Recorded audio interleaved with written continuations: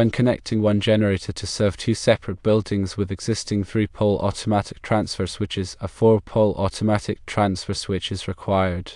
When the generator is not running, the neutral and equipment grounding conductor wires from both buildings will be connected through the 3-pole automatic transfer switches. This creates a parallel path for current flow, which can be dangerous and could result in an electrical fault. A 4-pole automatic transfer switch isolates the neutral and equipment grounding conductor wires from both buildings when the generator is not running. This prevents the parallel current path and ensures the safety of the electrical system.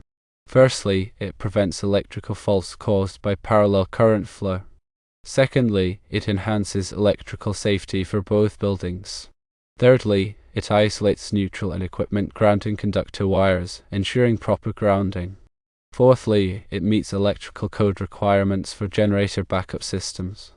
If the two buildings have separate electrical services from the utility, you will need to install a separate 4-pole automatic transfer switch for each service.